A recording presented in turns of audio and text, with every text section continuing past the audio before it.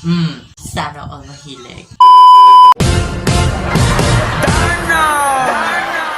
So hi sir, this is 𝗵𝗲𝗾𝗂𝗵𝗵𝗲𝗺 from BS-Ed1G, and today we will be having a story time about one of India's longest greatest epic.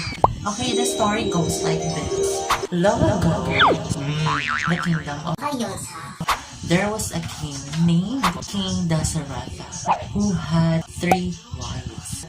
Sana all mahilig. But in spite of having 3 wives, he doesn't have a son. Therefore, he asked for his chief priest's advice. 𝗵𝗵𝗃 advised him to conduct a fire sacrifice, and their gods were pleased. Now, that fire goddess came and handed a pot of nectar, and will be shared by the 3 wives. And there, the 3 wives had their children. For Kausalya, we have Rama. For Kaikeyi, we have Bharata. And for Sumitra, we have Lakshmana and Shatarath. So, syempre, the whole kingdom rejoiced. Then one day, a sage king named 𝗵𝗵𝗃. So, 𝗵𝗵𝗃 went to Ayodhya to ask for King 𝗵𝗃𝗃's help. Kasi meron nagugulong isang she-demon, and her name is Tadaka. So, this Tadaka demon goddess, she keeps on disrupting the rituals of the sages.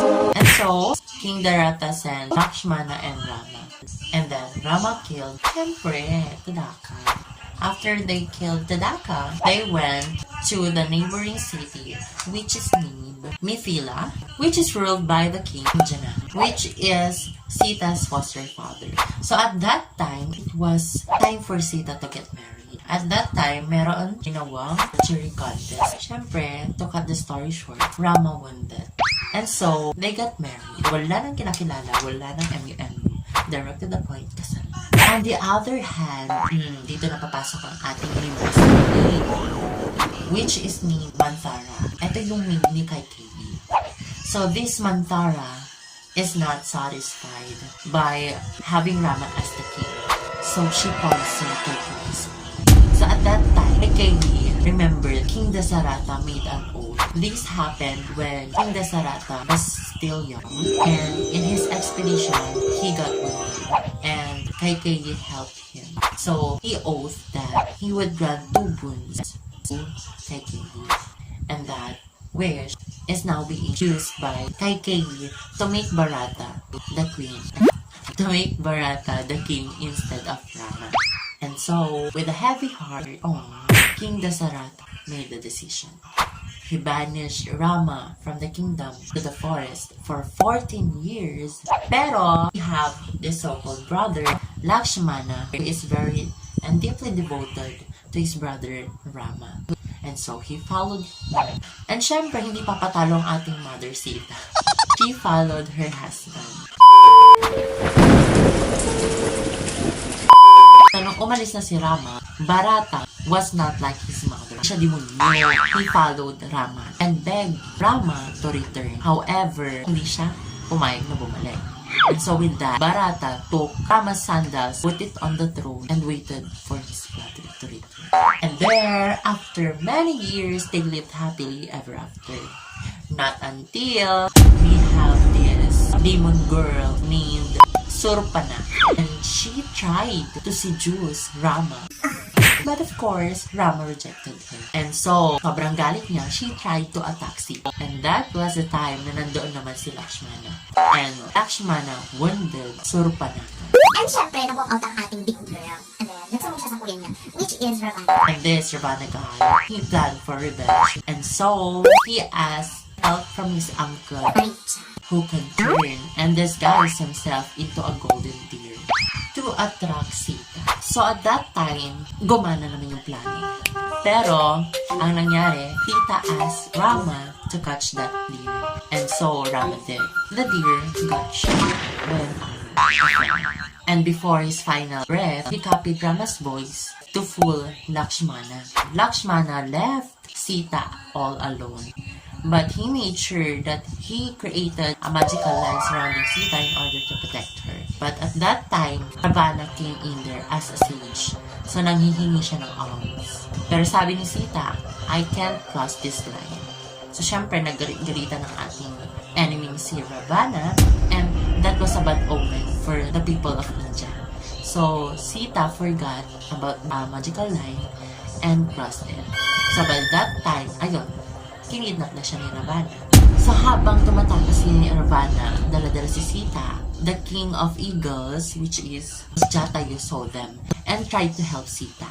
Yan na lang, he got wounded by Ravana. So, at that time naman, syempre alam na ni Rama at ni Lakshmana na nawawala si Sita. They continued to search. And then, nadaanan nila si 𝗵𝗲𝗾.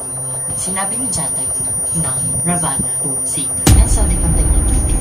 And then, they met or encountered this monster named 𝗃𝗃𝗃𝗃, which is a cursed demon. So, after Rama killed 𝗃𝗃𝗃𝗃, he was released from his curse and told them there is someone who could help them, and that is 𝗃𝗃𝗃, a prince of the monkeys. So Rama and Lakshmana found that advice, and they went to 𝗃𝗃𝗃's kingdom. And there was two brothers, 𝗃𝗃𝗃 and 𝗵𝗵𝗃. So they were fighting for the crown. 𝗃𝗃𝗃 agreed to help Rama if and only if Rama will kill 𝗵𝗵𝗃.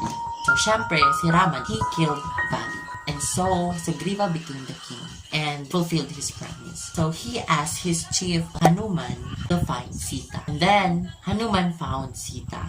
However, Ravana fought Hanuman and set his tail into fire. On the other hand, the three continued the journey. Lakshmana, Rama, and 𝗃𝗃𝗃. And they got into war. So, nung malapit na mapatay lahat ng armies ni Ravana, he asked for his brother's help, which is 𝗃𝗵𝗃𝗃𝗃, who sleeps for 6 months because he ate a mountain of food. So, by that time, ayun, sumugod naman siya. Kaso lang, napatay siya niya. And so, there was this kid, son of Ravana, named Indrajit, who has the power to become invisible. He first wounded Lakshmana. And so, Lakshmana became unconscious. And so, nandito naman si Hanuman coming from the hardest valley to find an urn and help Lakshmana.